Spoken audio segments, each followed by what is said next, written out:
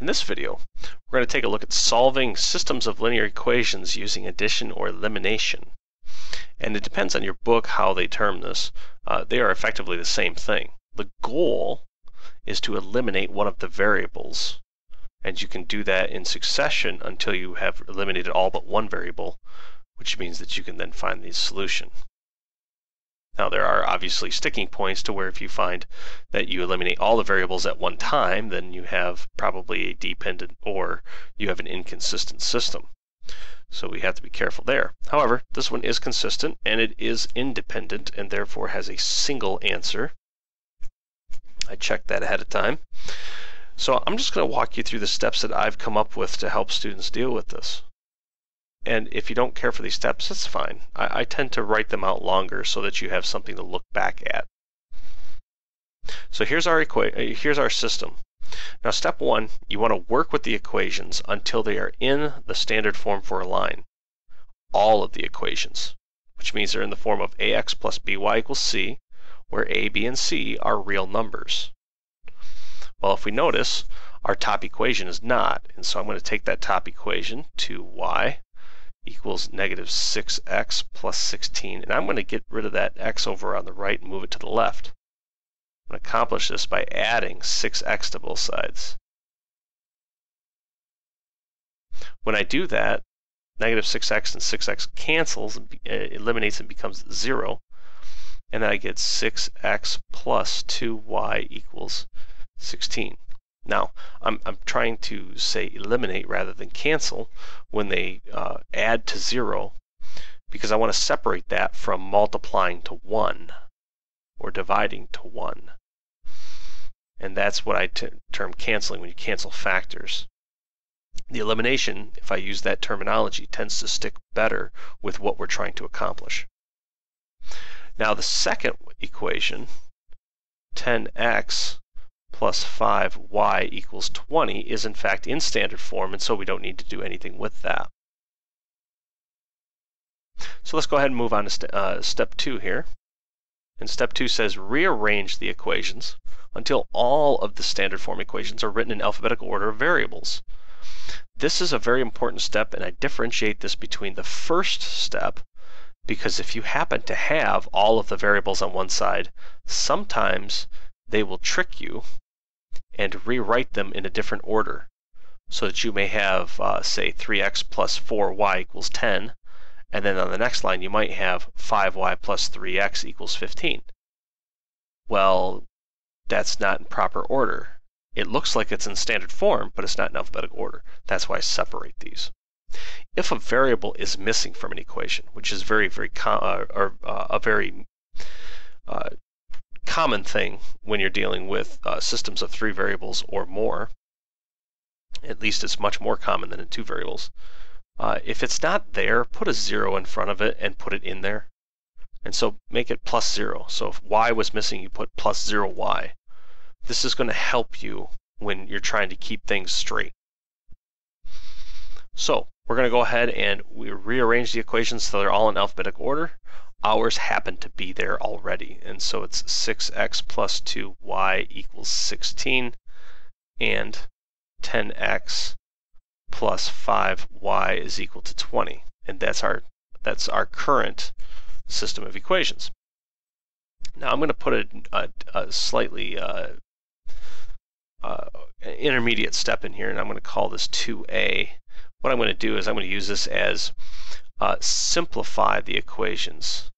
Simplify the equations. The reason why I say simplify is, if you notice, we have common factors. This is a common factor. Each term in the top equation is a common factor of 2. I like to work with small numbers. I don't like to work with fractions because they're a little bit tougher to deal with, but I do like to work on small numbers. So any time that I can multiply both sides of an equation by a single number and simplify things to where they have smaller numbers, I'm going to do that. If you notice, the top one has a common factor of 2 on each of the 3 terms. The bottom one has a common factor of 5 on each of the 3 terms. I'm going to multiply by its reciprocal. I'm never dividing, always multiplying. It's going to multiply the top by 1/2, I'm going to multiply the bottom by 1/5, and that's going to give me, in the bottom, it's going to give me 2x plus y is equal to 4. In the top, it's going to give me 3x plus y is equal to 8. And now I have numbers that are easier to deal with. That's the only reason I did that. So let's go ahead and move on to step 3. Choose a variable to eliminate. When you complete the next step, this variable will no longer be in the resulting equation. Okay, and by the next step, I pretty much mean when you finish this whole series, it will no longer be in the resulting equation. You have to go back and redo these steps individually, the more equations that you have. So I tend to choose variables that have a positive 1 coefficient, and that's just going to make it a lot easier for me. I don't have to multiply by anything except for maybe a negative. And so I'm going to choose y in this case. So I'll put this in green. I choose y. That's the one I'm going to eliminate. So when I'm done, y will be out of the picture. Now, step 4 says choose 2 equations. This applies to 3 and above. We only have 2, so we don't have to worry too much about that. But if the chosen variable in both equations has the same coefficient with an opposite sign, for example, negative 3y and positive 3y, continue to step 5, because we don't have to change the equations to eliminate the variable. Otherwise, find the least common multiple of the coefficients and multiply one or both of the equations by the appropriate amounts to yield equal but opposites for that coefficient. Now, we have a 1 out in front, and so we've got 3x plus 1y equals 8 and 2x plus 1y equals 4, but we need opposite signs. We have to multiply by a negative number. I'm going to put these down here. So this is 3x plus y equals 8, so that we have these in reference. And this is also 2x plus y equals 4. I need opposites. I'm going to multiply the bottom by a negative 1. Doesn't matter if you multiply the top. You'll still get the same answer. There's a reason why I do it, but it's experience. I'm going to get a positive x value when I'm done. Okay, don't worry so much about that right now. When I do that, this is going to become negative 2x minus y is equal to negative 4. And the top one's going to stay the same at 3x plus y equals 8.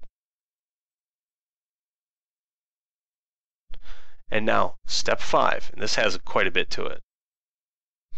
Add 2 of the equations together in variable columns, or variable column to variable column. That means that the x's are going to get added to the x's, the y's to the y's, that sort of thing. Finally, add the constants column to get the resulting constant. At this point, you should have 1 less variable than you started with. We started with 2.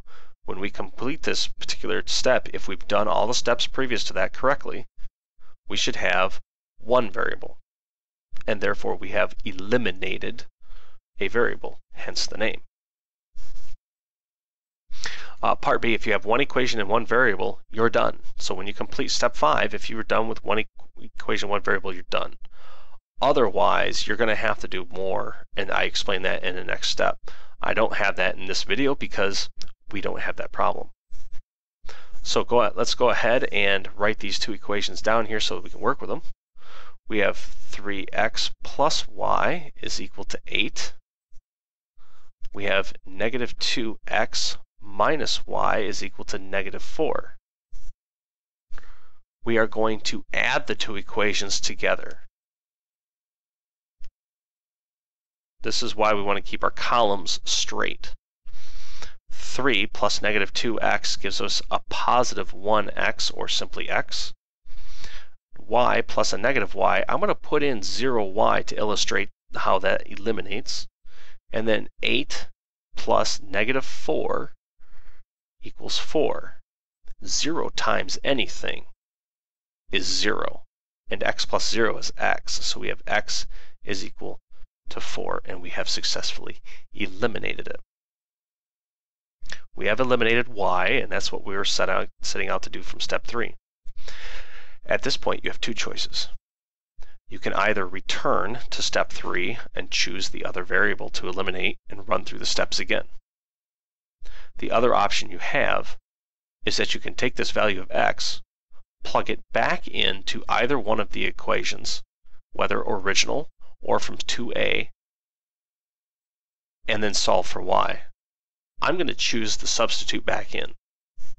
So just to remind you, 2a gave us 3x plus y equals 8, and the other one was 2x plus y equals 4.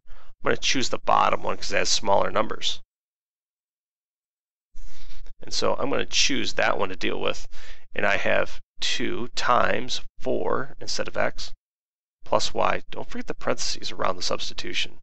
Otherwise, bad things happen with signs sometimes. This is going to give me 8 plus y equals 4. If I subtract 8 from both sides, 8 minus 8 eliminates to give me 0. 0 plus y is y. 4 minus 8 is negative 4. And now I get y equals negative 4. So my point, the point of intersection or the solution to this system of equations is the point 4, comma, negative 4. And we're done.